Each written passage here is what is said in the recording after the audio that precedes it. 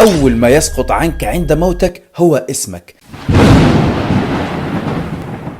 لما تموت اتأكد إن الدنيا لن تحزن عليك، وحركة العالم ستستمر، وظيفتك يأخذها غيرك، وأموالك ستذهب للورثة، وأنت ستحاسب عليها. أول ما يسقط عنك عند موتك هو اسمك. لذلك سيقولون أين الجثة؟ وعندما يريدون الصلاة عليك سيقولون أحضروا الجنازة، وعندما يشرعون بدفنك سيقولون قربوا الميت، ولن يذكروا اسمك. لذلك لا يغرك مالك ونسبك أو منصبك وأولادك، فما أتفه هذه الدنيا وما أعظم ما نحن مقبولون عليه. فيا أيها الحي الآن، أعلم أن الحزن عليك سيكون على 3 أنواع. 1. الناس الذين يعرفونك سطحيا سيقولون مسكين الله يرحمه. 2. أصدقائك سيحزنون ساعات أو أياما ثم يعودوا إلى حديثهم بل وضحكهم. 3. الحزن العميق في البيت، سيحزن أهلك أسبوع، أسبوعين، شهر، شهرين، أو حتى سنة، وبعدها يضعونك في أرشيف الذكريات.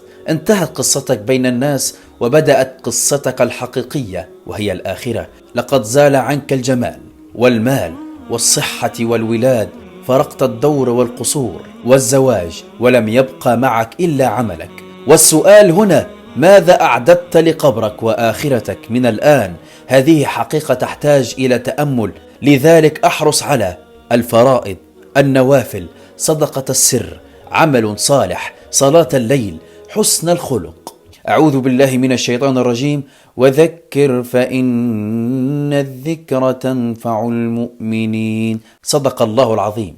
فأكثروا من الصدقة، ومن أفضل مما تتصدق به الآن 10 ثواني من وقتك لنشر هذا الكلام بنية النصح، فالكلمة الطيبة صدقة. اللهم أرزقنا حسن الختمة، واسترنا فوق الأرض وتحت الأرض ويوم العرض عليك يا رب العالمين. وإلى اللقاء.